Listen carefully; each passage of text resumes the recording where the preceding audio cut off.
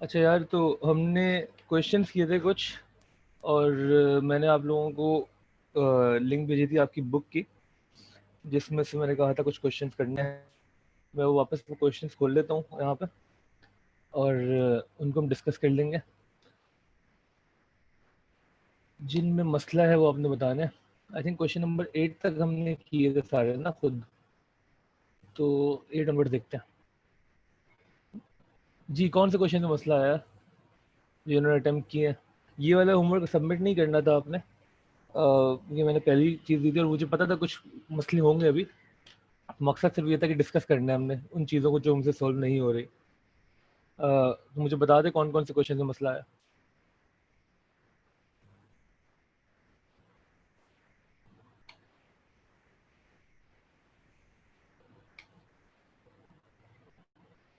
10 का पार्ट 2। बाकी लोग सब अपनी क्वेरीज लिख दें यहाँ पे, फिर हम स्टार्ट करते हैं। And part 4, 8, part 3। ठीक है। मुझे लग रहा है जो नहीं लिखे थे उन्होंने कुछ भी नहीं किया। एक सेकेंड। 12, 15, 8, 18, 11। ठीक है। अच्छा, प्राइवेट मैसेज ना करो यार कोई भी, जिनकी पहली क्लास भी है और जिनकी पहली क्लासों को मैं बता देता हूँ कि हमने रिकॉर्डेड लेक्चर्स अवेलेबल हैं। आप ना सर फैज़ान से बात कर लीजिएगा, ग्रुप पे वो एडिट है, वो आपको बता देंगे कि किस तरीके से मिलेंगे आपको। ठीक है। बाकी जो जो क्वेरीज हम वन बाय वन सॉल्व करते हैं। ठीक है, सेंडिंग ऑर्डर में चलेंगे। क्वेश्चन नंबर 8 से स्टार्ट करते हैं।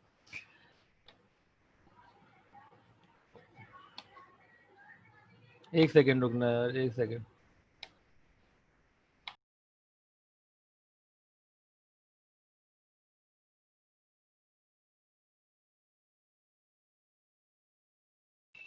ओके, तो क्वेश्चन नंबर 8 देखते हैं।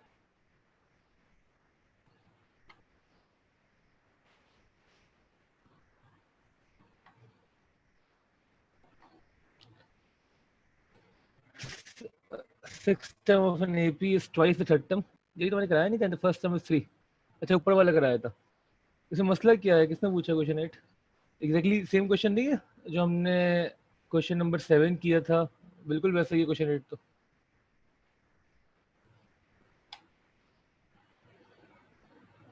पार्ट 3? इसमें कौन सा पार्ट 3 है?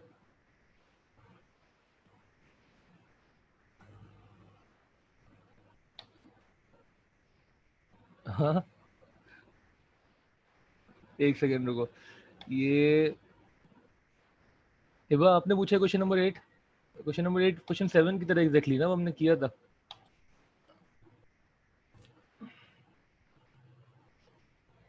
मैं आपको जल्दी से बता देता हूँ और फिर विल मूव ऑन। हमने सारी क्वेरीज करनी है आज ही।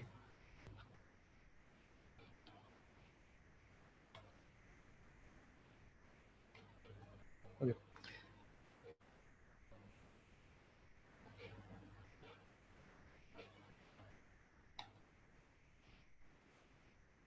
Answer in terms of x आएगा। इसमें आंसर नहीं, नहीं नहीं, इसमें एग्जैक्ट आंसर आएगा। मैं बता देता हूँ आपको। क्वेश्चन नंबर 8 कि the six term of an AP is twice the third term. ठीक है, मैंने कहा था ये स्टेटमेंट अगर आपने सही लिख ली तो सारा काम हो गया। वो कह रहे सिक्स टर्म मतलब T6 of an AP is twice the third term. ठीक है। और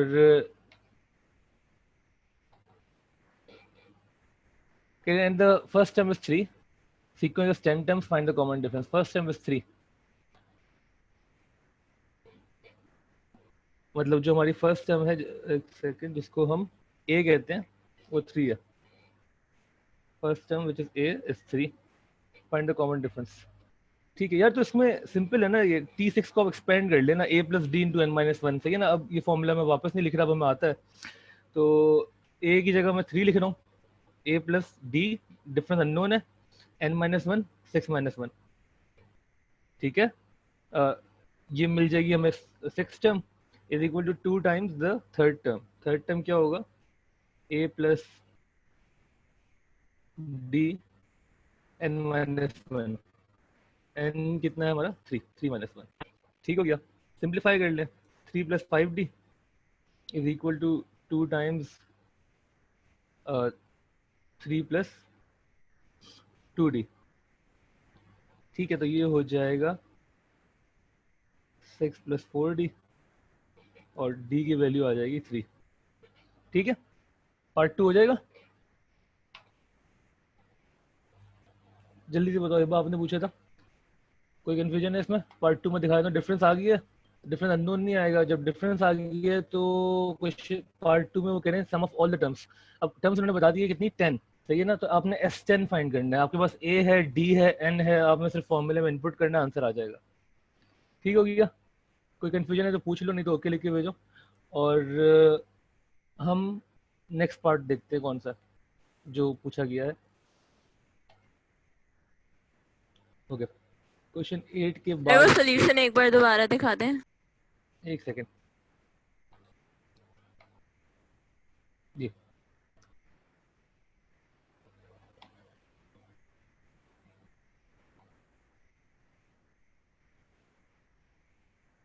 तो क्वेश्चन 8 के बाद क्वेश्चन नंबर 10 पार्ट 2 वो देख लेते हैं। लेकिन असेंडिंग ऑर्डर में चल रहे हैं हम लोग, 8, 9 एंड सो ऑन। तो मतलब कि क्वेश्चन 9 किसी ने नहीं पूछा, नहीं पूछा था किसी ने शायद। 9 के पार्ट 3 कोई कह रहा था ना यार। 9 तो अच्छा सवाल था, 9 हो गया था आप लोगों से। एक बार मतलब 9 को भी देख ही लेता हूँ। सर इसका पार्ट 4 नहीं आ रहा। पार्ट 4 नहीं आ रहा, ठीक है। क्वेश्चन नंबर 9 का पार्ट 1 है, find the sum of all the odd numbers between 50 and 150। ये कैसे किया यार, अच्छा सवाल था ये, मुझे नहीं लगता सबसे हुआ होगा। लेकिन ये कह रहे हैं find the sum of all odd numbers between 50 and 150। First term क्या है इसमें? इसमें फर्स्ट टर्म क्या है? अच्छा, जो लोग नहीं पूछ रहे ना मैं उनसे पूछता हूँ जरा। क्लास सही कह रहे हो, 51 बिल्कुल ठीक है, बेहतरीन, सही है। लेकिन मुझे पता है बाकी लोगों ने किए होंगे इसमें हरकतें ना, कुछ पूछ नहीं रहे। कहाँ है हमारे बाकी भाई? हमजा, हो गया तुमसे सवाल? खलील, उमर, सारिम,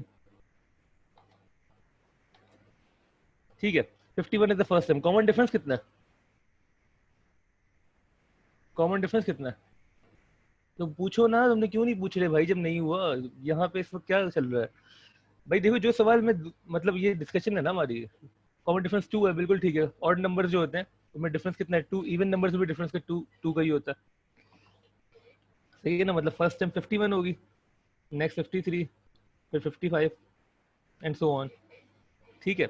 और वो कह रहे हैं कि टर्म्स बिटवीन 50 एंड 150, ठीक है। तो आखिरी टर्म जो है वो 149 हो रही होगी, ठीक है। Find the sum of all the odd numbers. आखिरी टर्म क्या होगी इसमें?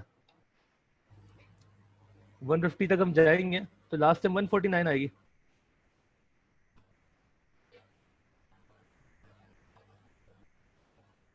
ठीक है। हाँ बिल्कुल ठीक है। नहीं क्लास, हाँ एक फॉर्मूले में एक चीज बस लिखी है तुमने। हाँ लास्ट टर्म हमारे पास है, फर्स्ट टर्म है, बिल्कुल ठीक कह रहे हो। तो आप S N is equal to n/2, n/2 a+l use कर सकते हैं, ठीक है। तो हमारे पास फर्स्ट टर्म है, लास्ट टर्म है, बिल्कुल ठीक है। n नहीं है हमारे पास, हाँ n नहीं है। मतलब कि टोटल नंबर ऑफ टर्म्स कितनी है इसमें हमें नहीं पता। टोटल नंबर ऑफ टर्म्स कहाँ से आएंगी?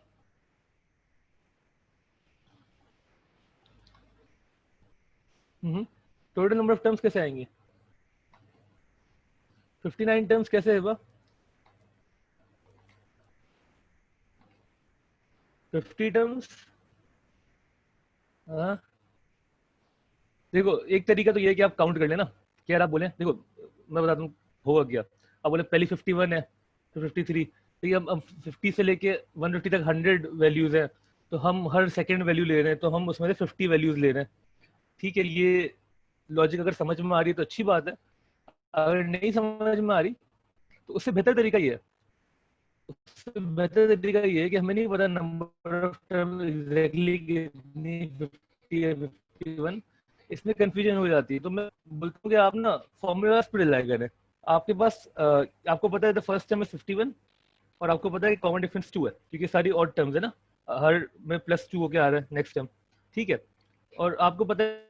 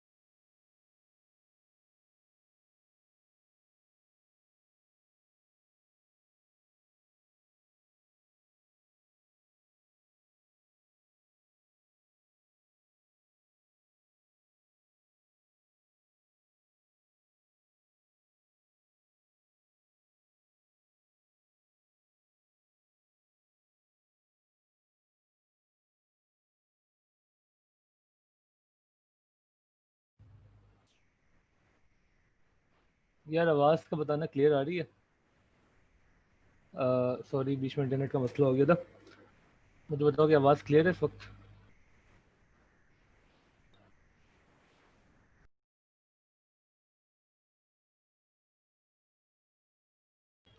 ठीक है, तो हम जो है एक क्वेश्चन कर रहे थे, वो मैं आपको दिखा देता हूँ, एक मिनट।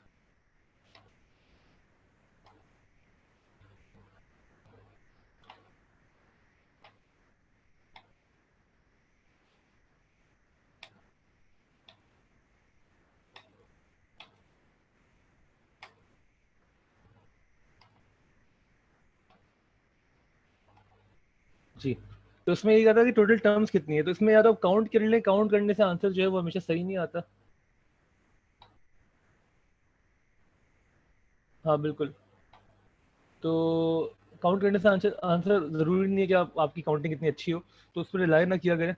इसलिए मैं रिकमेंड करता हूँ कि आप फॉर्मूला यूज़ करें और बेहतर आंसर निकालें। ठीक है, तो मैंने कहा था कि जब भी लास्ट टर्म अवेलेबल हो तो आसान तरीका है कि लास्ट टर्म की पोजीशन फाइंड कर लें। a plus D into N minus one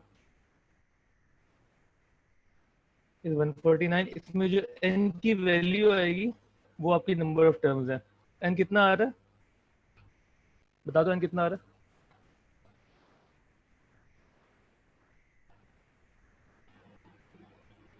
50। ठीक है, तो ये कंफर्मेशन हो गई हमारे पास इस तरीके से।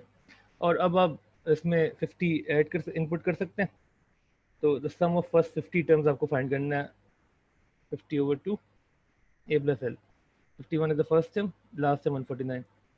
ठीक है, आंसर बता दो इसका। अच्छा एक चीज़ और यार, देखो मैं हर सवाल अगर आप पूछेंगे मैं बताऊंगा आपको, लेकिन जिन लोगों ने सवाल या तो जैसे जिन्होंने नहीं किए वो तो अलग कैटेगरी है ना, उनको तो मैं डील करूंगा शायद कॉलेज खुलने के बाद ही सही से कर पाऊँ।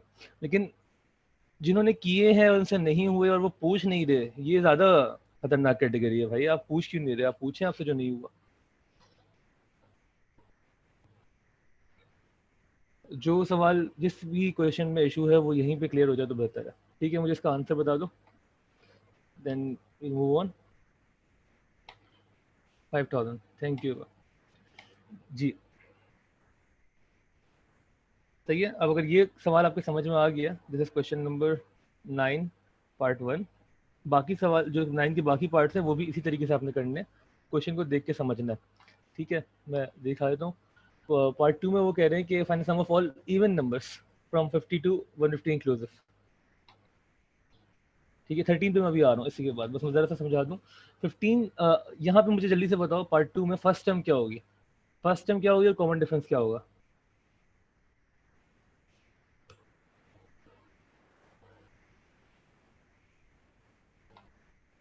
50 इज द फर्स्ट टर्म, बिल्कुल ठीक है। कॉमन डिफरेंस ट्रू, बिल्कुल ठीक है, बेहतरीन। अच्छा ये इंक्लूसिव का मतलब मैं बता दूं आपको क्या होता है। इन्होंने 50 टू 150 इंक्लूसिव का है, मतलब 50 भी इंक्लूडेड है और 150 भी इंक्लूडेड है। ठीक है, मतलब the first term would be 50 क्योंकि वो इवन नंबर है, और आखिरी टर्म 150 होगी क्योंकि वो भी इवन नंबर है। अगर उन्होंने इंक्लूसिव की जगह एक्सक्लूसिव लिखा होता, जो कि नॉर्मली वो नहीं करते, तो मतलब 50 और 150 को एक्सक्लूड कर दिया आपने, तो जब पहली टर्म आएगी वो होगी 52। ठीक है ना। कॉमन डिफरेंस यहाँ भी 2 का होगा, इवन नंबर्स में भी गैप 2 का होता है, ऑड नंबर्स में भी गैप 2 का ही होता है। ठीक है, तो पार्ट 2 भी एग्जैक्टली इसी तरीके से करना है आपने जिस तरह आपने पार्ट 1 किया, जिसका मैं सॉल्यूशन आपको दिखा चुका हूँ। ठीक है, पार्ट 2 समझ में आ गया, ओके लिख के भेजो। कोई कंफ्यूजन है तो क्वेश्चन मार्क भेजो। ओके लिख के भेजो यार सारे। चलो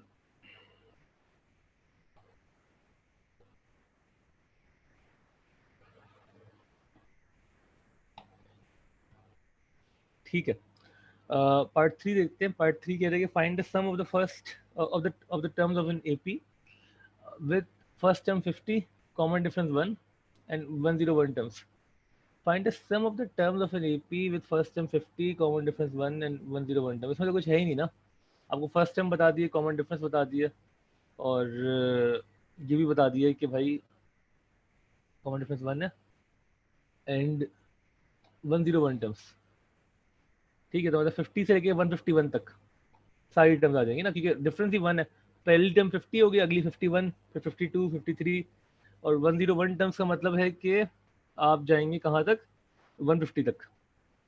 ठीक है, पार्ट डी के explain the relationship between your answers to part 1 and part 1, 2 and 3। यार इस तरीके के सवाल वैसे पास पेपर्स में नहीं आते, लेकिन ये रिलेशनशिप बेसिकली क्या है इसमें देख लो। इसमें सारे वो थे ऑड नंबर ना, 51, 53, 55, 57 सो ऑन। इसमें सारे इवन नंबर है, 52, 50, 50, 52, 54। ठीक है, और इसमें सारे थे 50 से लेके 151 तक सारे के, कॉमन डिफरेंस 1 है।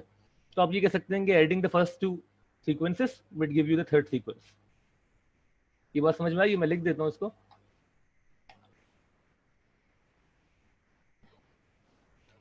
पार्ट 1 में इन्होंने कहा था ये वाली सीक्वेंस थी ना, 51, 53 ऑर्डर वाली थी। पार्ट 2 में जो सीक्वेंस है वो 50 से स्टार्ट हो रही थी और सारे इवन नंबर से, ठीक है, 150 तक जा रही थी। और पार्ट 3 में 50 से ही स्टार्ट हो रही थी लेकिन सारे नंबर से, कॉमन डिफरेंस 1 था, ये भी 150 तक जा रही थी, ठीक है। तो वो आखिर में पार्ट 4 में रिलेशनशिप पूछ रहे हैं पार्ट 1, 2 और 3 का। तो आप बोल रहे हैं कि अगर मैं फर्स्ट और सेकंड सीक्वेंस को ऐड कर दूं, ऐड मतलब कि इसमें सारी वैल्यू आ जाएंगी ना, पहली आएगी 50, फिर 51, फिर 52, 53, तो मुझे थर्ड सीक्वेंस मिल जाएगी, ठीक है। ये कॉमन क्वेश्चन नहीं है बात से बट बस सर अंडरस्टैंडिंग के लिए पूछा हुआ है इन्होंने। ओके लिख के भेज दो अगर कोई क्लियर है ये चीज़।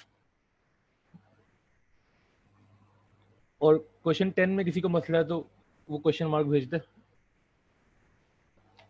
ये मैं देख ही लेता हूँ। फर्स्ट टाइम में be this 10 time 1200 the sum of the first 20 terms, ये तो हो जाएगा। अच्छा हाउ मेनी टर्म्स देता था, हाँ ये अच्छा है। पार्ट 3 रिपीट, कहाँ थे भाई तुम पार्ट 3 के वक्त, पार्ट 4 भी कर लिया अब तुमने। पार्ट 3 में वो कह रहे find the sum of the first terms of an AP with first term 50, common difference 1। सही है ना, आपको फर्स्ट टर्म ए है, आपके पास डिफरेंस है एन है 101, तो बस सही है, सम फाइंड कर लें आप। एन 101 लिखे हैं और ए को आप 50 रखे हैं, कॉमन डिफरेंस 1 रखे हैं, सम आ जाएगा।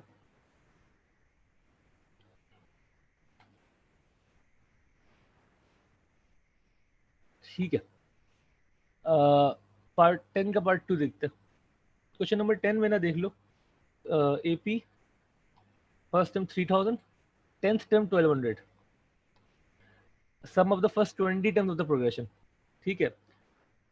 टेंथ टर्म को यूज करके आपको ए पता है, फर्स्ट टर्म पता है, तो आप डिफरेंस निकाल सकते हैं यहाँ पे, a plus d n minus one, n को रखेंगे 10 टेंथ टर्म में और उससे आपके पास डिफरेंस आ जाएगा। डिफरेंस आ गया, फर्स्ट टर्म अवेलेबल है, नंबर ऑफ टर्म इन्होंने बता दी, तो आप प्रोग्रेशन की सम फाइंड कर सकते हैं, ठीक है। मैं ऊपर ऊपर से बोल रहा हूँ चीज़ें क्योंकि अज्यूमिंग आपने पिछले 8-9 सवाल खुद किए हैं और डिस्कस किए तो आपको समझ में आ रहा है, नहीं तो मैं दिखा देता हूँ। After how many terms does the sum of the progression become negative, ठीक है। After how many terms does the sum, जी अच्छा है, इसको देख लेते हैं।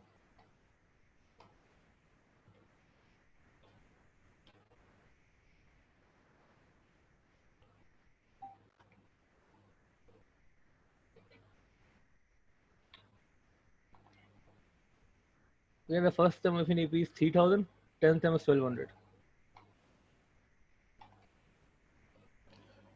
First term is 3000, 10th term is 1200. Part 1 में वो कह रहे हैं कि सम ऑफ द फर्स्ट 20 टर्म्स, ठीक है, आपको सम ऑफ 20 टर्म्स चाहिए, उसके लिए आपके पास या तो 20th टर्म चाहिए या आपको ए डी और एन तीनों की वैल्यू चाहिए, एन है, ए है, डी नहीं है, कॉमन डिफरेंस आप फाइंड कर लें, 10th टर्म का फॉर्मूला यूज करें, 10th टर्म जो है वो 1200 है, तो उसको लिख दें आप a plus difference into N minus one is 1200, इससे आपको कॉमन डिफरेंस की वैल्यू मिल जाएगी और वो आप इनपुट कर देंगे यहाँ पे, तो आपको सम ऑफ 20 टर्म्स मिल जाएगा। कॉमन डिफरेंस की वैल्यू बता देना कितनी आ रही है, नेगेटिव आएगी इसमें, वो हमें दिख रहा है ना, पहली टर्म ज़्यादा है अगली टर्म कम हो रही है, मतलब डिफरेंस नेगेटिव है। पार्ट 2 में उसने ज़रा सा अच्छा सवाल किया कि डिफरेंस -200, ठीक है, डिफरेंस है -200। फिर पार्ट 2 में वो कह रहे हैं कि ऑब्वियसली जब डिफरेंस नेगेटिव है तो एक टाइम बाद क्या होगा कि आपकी जो टर्म की वैल्यू है वो नेगेटिव होना शुरू हो जाएगी ना, मतलब पहले 3000 से शुरू किया लेकिन कम होते होते 1200 तक गए, फिर और कम होते होते आप ऑब्वियसली जीरो क्रॉस करके नेगेटिव चले जाएंगे। तो वो आपसे ये पूछ रहे हैं पार्ट 2 में कि after how many terms does the sum of the progression becomes negative, ठीक है। तो इसको करने का तरीका क्या है, एक तो यही है कि आप काउंट कर लें, आप 3000 से शुरू करें, वरना अगली हो गई 2800 क्योंकि फर्स्ट टर्म 3000 है, डिफरेंस 200 का है नेगेटिव, तो अगली 2800 होगी, फिर 2600 और आप काउंट करते करते पहुंचे जीरो पे, फिर देखिए कौन सी टर्म आई है, और ये दिमाग में कुछ दिमाग वो चलाएं कि हर 5 टर्म्स पे 1000 कम हो रहा है तो 15 टर्म्स पे शायद फिर 16 टर्म नेगेटिव होगी, ऐसी कुछ। ठीक है, लेकिन उससे बेहतर है कि आप इतना काउंट ना करें और थोड़ा बहुत फॉर्मूला वगैरह यूज़ करने की कोशिश करें। तो आप बोले टर्म नेगेटिव कब हो रही है? नेगेटिव का मतलब क्या होता है? Less than 0। ठीक है ना, इसको मैं ज़रा बोल्ड कर दूँ। तो हम कह रहे हैं कि टर्म जो है नेगेटिव कब हो रही है। ठीक है,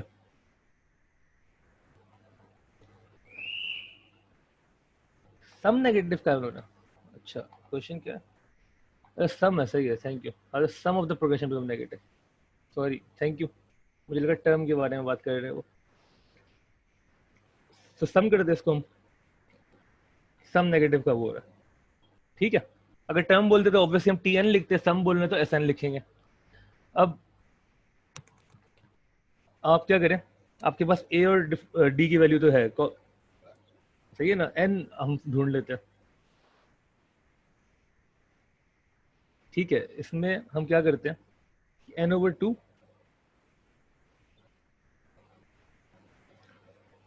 2a, फॉर्मूला याद हो गया ना, मैं plus difference which is -200 into n-1। सही है ना, मैं लिख देता हूँ यहाँ पे यार, Sn is equal to n/2 2a plus difference n-1। ठीक है, ये पूरी चीज लेस देन 0 कब हो रही है, नेगेटिव कब हो रही है। ठीक है, टर्म में तो तब भी आप शायद काउंटिंग करके ढूंढ लेते, इसमें तो आपको ये देखना होगा। ठीक है, सम नेगेटिव कब हो रहा है, इसके लिए आपको ये बस ये लिखिए और उसको सिंप्लीफाई करते रहे। ठीक है, तो सिंप्लीफाई करते हैं फर्दर, n/2 ये हो जाएगा 6000 माइनस 200n प्लस 200। तुम लोगों ने पूछे क्यों नहीं ये सवालात? मैं तो ये सोच रहा हूँ, या तो तुम लोगों ने कर लिए खुद ही, और कर लिए तो बताओ कैसे किए। और n/2 ये हो जाएगा 6200 माइनस 200n लेस देन 0। 6200 ना, हाँ, माइनस 200। ठीक है, ठीक है, तो ये 2 जो है ये उस साइड पे जाके खत्म हो जाएगा। सही है, तो ये हो जाएगा 6200n minus 200n square less than 0। ठीक है ना, होपफुली सब फॉलो करेगा। नहीं, सपोज नहीं करेंगे हम, n की वैल्यू निकालेंगे। हम सपोज नहीं करेंगे, n की वैल्यू निकालेंगे हम। कैसे निकालेंगे कि हम लिखेंगे -200n square is less than 6200n। या एक काम करें कि, अच्छा देखो, ये तुम लोगों ने सीखा होगा अपने ओ लेवल मैथ्स में, मैं इसको वापस डिवाइड करता हूँ। इनइक्वालिटीज जब भी आती हैं और साइन चेंज वाली कहानी मैं लिख देता हूँ, जिनको नहीं पता वो देख लें, फिर मैं वापस आता हूँ इस क्वेश्चन पर। ठीक है, अगर लिखा हुआ है -x इज लेस देन 2, ठीक है, तो आपने सीखा था कि जब हम दोनों साइड को माइनस से मल्टीप्लाई करते हैं तो साइन चेंज कर देते हैं। मतलब अगर मैं x ग्रेटर देन -2 होगा, ये चीज़ याद है सबको? ये इसको लिखना, ओके ओके लिख के भेजो अगर याद है, नहीं है तो पूछो।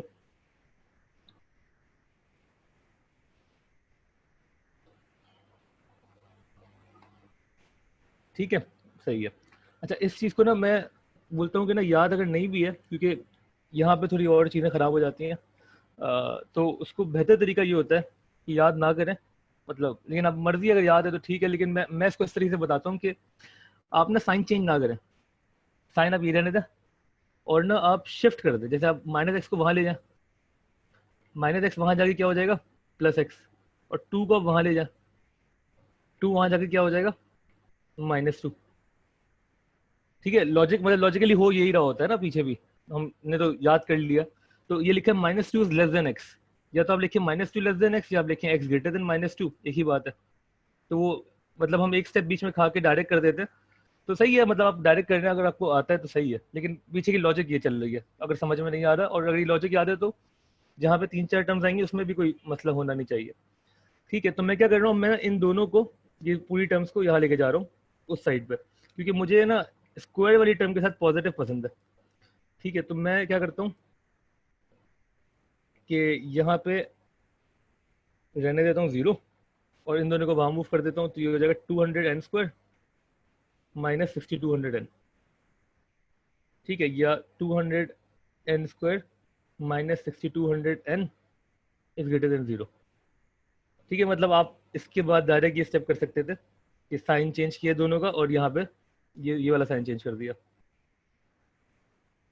ठीक है ना। उसके बाद हम क्या करेंगे, हम लेंगे कॉमन चीज़ों को। यहाँ पे हमें कॉमन निकल रहा है 200 कॉमन निकल रहा है एक तो, और एक n कॉमन निकल रहा है। ठीक है, यहाँ बचेगा n माइनस कितना जी, यहाँ क्या बचेगा 62/2 कितना हो 31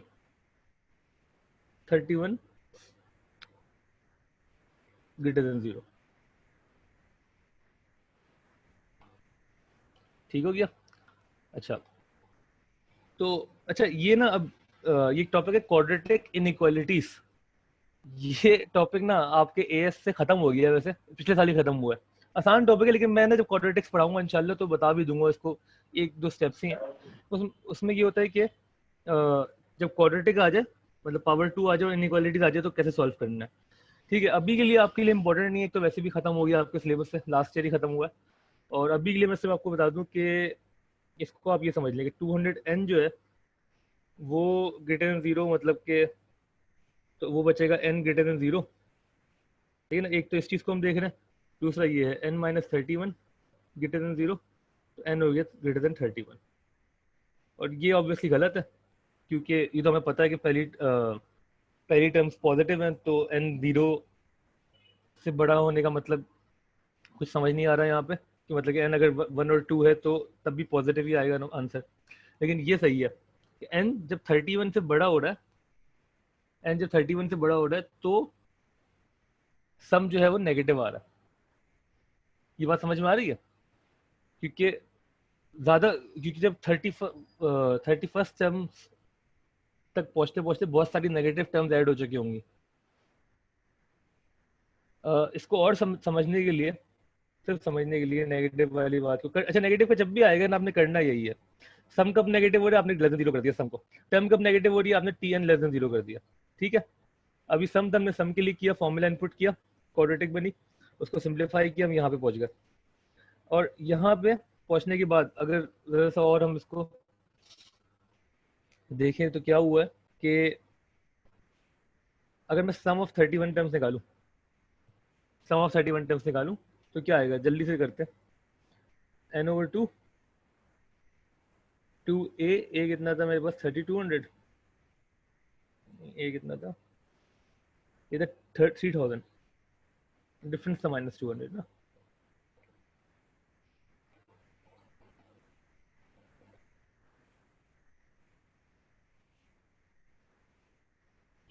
प्लस d इंटू n-1। इसे समझने के लिए कर रहे हैं हम, और ये समझ में आ भी जाएगा इंशाल्लाह। जरा बताना क्या वैल्यू आ रही है इसकी, सिंप्लीफाई करना इसको।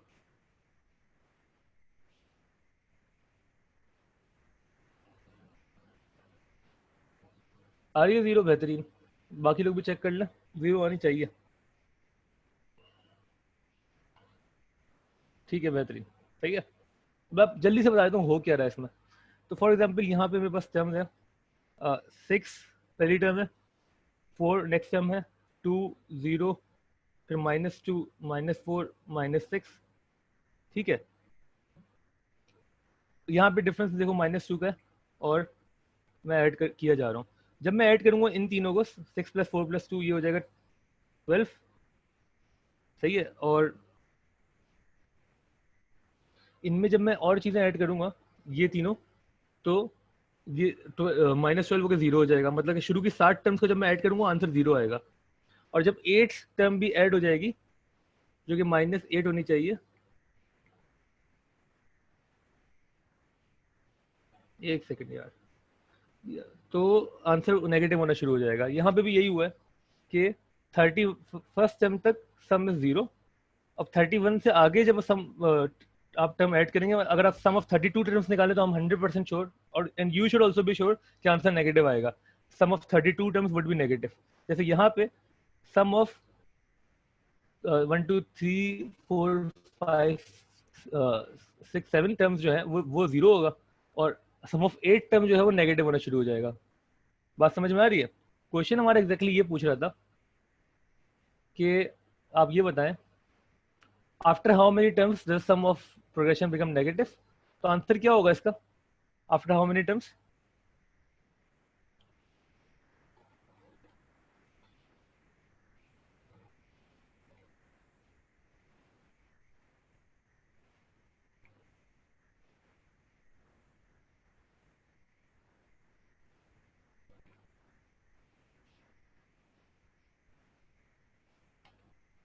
थर्टी 32 ना, 31 नहीं, 32 32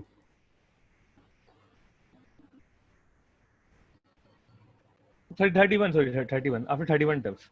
31 सही कह रहे थे. After 31 terms n is equal to 31 आपका आंसर है. After 31 terms the sum would become negative. ठीक है, क्योंकि 32 से शुरू हो जाएगा. हाँ एग्जैक्टली सही कह रहे हैं, क्लास बिल्कुल सही कह रहे हैं. n ग्रेटर देन 31 आया मतलब after 31 terms the sum would become negative. ठीक है ना?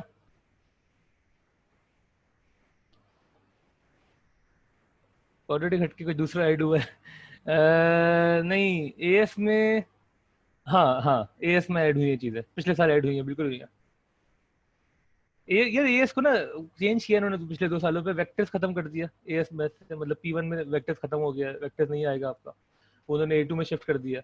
A2 का वेक्टर्स उन्होंने आसान कर दिया, मतलब A2 का वेक्टर्स एक टाइम पे काफी मुश्किल होता था, वो उन्होंने आसान कर दिया. एएस वाली चीजें डाल दी और A2 में कुछ और एक्स्ट्रा चीजें रख दी. और आप लोगों में क्या किया उन्होंने?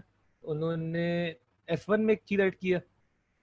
तो एक जैसे हमारे पास 2 डिस्ट्रीब्यूशन थी, बाइनोमियल और नॉर्मल, उन्होंने ज्योमेट्रिक डिस्ट्रीब्यूशन ऐड कर दी है. ज्योमेट्रिक ये वाली नहीं है जो भी हम पढ़ेंगे, जीपी जो पढ़ रहे हैं. और P1 में उन्होंने ट्रांसफॉर्मेशन ऐड किया. ओ लेवल मैथ वाली ट्रांसफॉर्मेशन नहीं, जो हमने ओ लेवल्स में देखी है वो वाली नहीं, वो है ग्राफिकल ट्रांसफॉर्मेशन. वो मतलब थोड़ी सी हम कर्व्स को ट्रांसफॉर्म करेंगे, लेकिन मुश्किल नहीं है इतना वो भी. खैर अभी टेंशन ना लो उन सब चीज़ों की. ये क्वेश्चन समझ में आया? अच्छा सवाल था भाई, ये तुम लोगों ने पूछा क्यों नहीं, मैं तो ये सोच रहा हूँ सिर्फ. समझ में आ गई तो ओके लिख के भेज दो, कोई कंफ्यूजन है बता दो. n is equal to 31 answer है, ओके लिख के भेजो जल्दी से.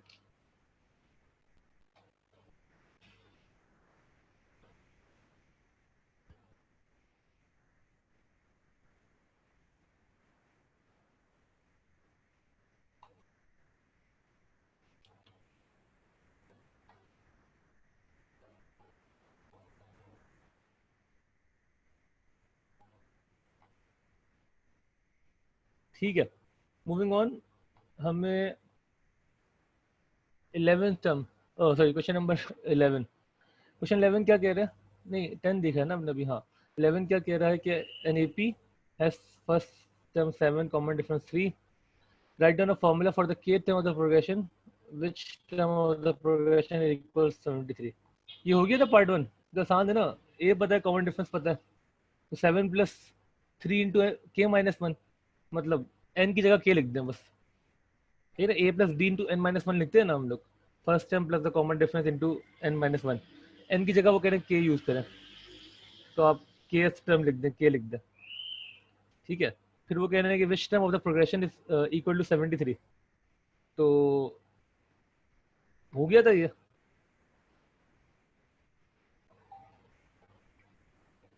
हो गया था तो बता दो वरना कर देते.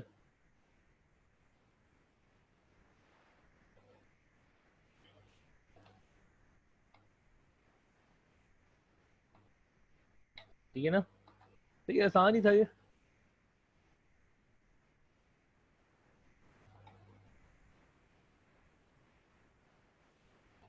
मैं ना इसका ना सिर्फ वो लिख देता हूँ ऊपर से कि हम करेंगे क्या, सॉल्व नहीं करूंगा उसको, मैं जल्दी से कर देता हूँ. पार्ट 1 में वो कह रहे हैं कि के टर्म का फॉर्मूला बताएं और बताएंगे 73 कौन सी टर्म होगी. तो a plus D into n-1 करना है हमने. a जो है वो 7 है, कॉमन डिफरेंस 3 है, तो टू फाइंड के टर्म, टी एन की जगह मैं टी के लिख रहा हूँ इस वक्त, क्योंकि वो उन्होंने बोला है क्वेश्चन, ठीक है। 7 + 3 × n-1, तो n की जगह के आ गया बस, और कुछ भी नहीं, ठीक है। तो के टर्म का फॉर्मूला ये बन गया, और वो कह रहे हैं कि 73 किसके इक्वल होगा, कौन सी टर्म के इक्वल होगा, तो आप ये बस 73 लिख दें और के की वैल्यू निकाल लें, तो के का आंसर है वही आपका आंसर है। पार्ट 2 में वो क्या कह रहे हैं, after how many terms does this, नहीं, write down the formula for the sum of the first n terms, ये तो वही है, बस n की जगह k लिख दें और k की जगह n लिख दें। अब how many terms of the progression are required to give a sum equal to 6300, तो Sn का फॉर्मूला लिख दें आप और उसको 6300 के इक्वल कर दें, ठीक है। सिंप्लीफाई करेंगे जब इसको, 2a यहाँ पे 7 है, n-1 is equal to 6300, n की जो आंसर आएगा वही आपका भी आंसर है, ठीक है ना। आसान सवाल है। मूविंग ऑन, क्वेश्चन 12 पूछा था किसी ने जी। पॉल की स्टार्टिंग सैलरी कंपनी में है $14,000। During the time he stage with the company he it increases by $500 each year, ठीक है। फर्स्ट टर्म 14,000 है, कॉमन डिफरेंस 500 है, सिक्स सैलरी, सिक्स टर्म निकालनी है, ठीक है ना। How many years has Paul been working for the company when his total earnings for all his years are ये वही है ना, सम जो है वो $126,000 हो गया, कितने ईयर मतलब कितने साल, वो एन है आपका, ठीक है। तो उसको वर्ड प्रॉब्लम की फॉर्म में कर दिया इन्होंने, ये हो जाएगा। इसमें किसी को भी कंफ्यूजन है, क्वेश्चन मार्क लिख के भेज दो, मैं कर देता हूँ, नहीं तो ओके लिख के भेजो। Question number 12,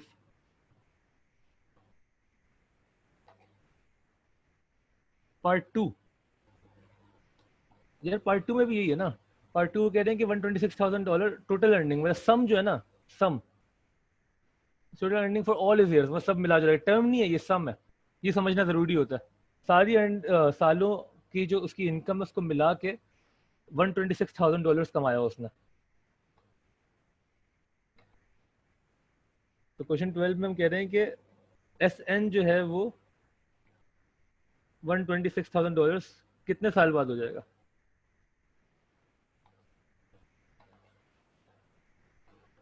earning for all is years are, ठीक है, हाउ मेनी ईयर्स, तो आप आपके पास फर्स्ट टर्म अवेलेबल है 14,000, 500 कॉमन डिफरेंस है, ए और डी अवेलेबल है, एन फाइंड करना है, तो n/2 a plus d into n-1 is equal to this,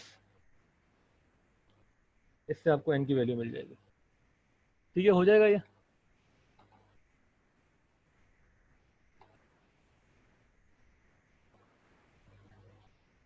हाँ बताओ, आप समझ में आया या नहीं, बस नहीं आया तो बताओ, देख लेते हैं दोबारा।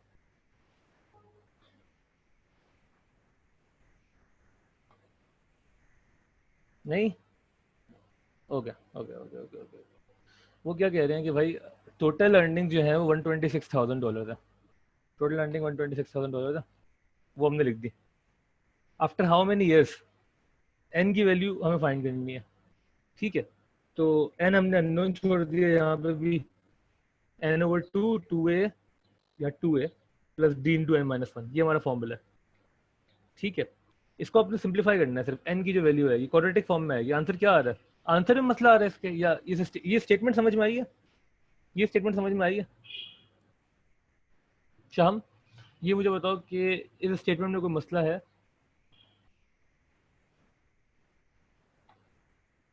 तो फिर ठीक है ना, अरे समझ, okay okay okay okay okay,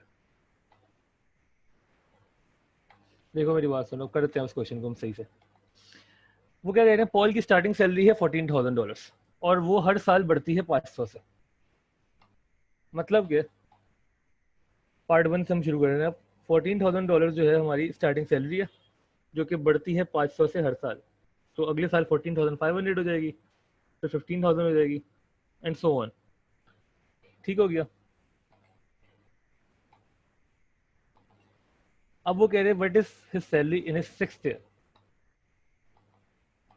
छठे साल में सैलरी क्या होगी, तो आप सिक्स टर्म ढूंढ लें, ए प्लस डिफरेंस n-1, इसका आंसर बता दो। पार्ट 2 में वो क्या कह रहे हैं? पार्ट 2 में वो ये कह रहे हैं कि भाई how many years has Paul been working for the company when his total earnings for all his years there are $126,000। मतलब कितने साल उसने काम किया होगा उस कंपनी के अंदर जब उसकी टोटल अर्निंग्स जो उस कंपनी से हुई हैं वो $126,000 हो चुकी हो। ठीक है ना, हर महीने वो कमा रहा है 14,000, सही है, फिर वो दूसरे साल 14,500 कमा रहा है एंड सो ऑन। तो वो कह रहे हैं कि टोटल $126,000 वो कब तक कमा चुका होगा। ठीक है, अब एक second, how many years has Paul been working for the company when his total earning for all his years there are $126,000। तो सम करना है हमने, टोटल जो है $126,000 हो जाए। किस, एक सेकेंड, सम की बात है ना, so ये Paul been working with the company total earning for all his years, हाँ हाँ ठीक है ठीक है, 126,000। तो आपने क्या करना है, आपने इसमें चीज़ें ऐड करते रहने। अब एस एन मतलब n/2, n कितना है, n अननोन है, भैया हमें फाइंड करना है। ए द फर्स्ट टर्म 14,000, डिफरेंस जो है 500 का है, n-1।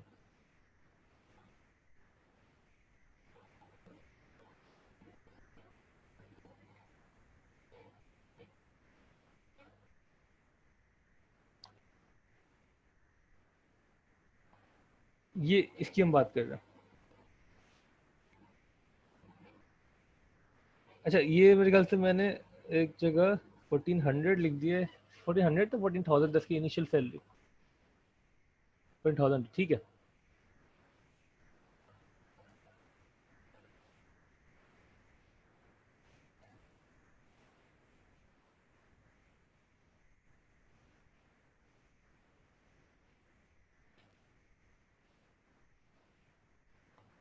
इसकी वैल्यू बताना क्या आ रही है इनकी, सिंप्लीफाई करो उसको।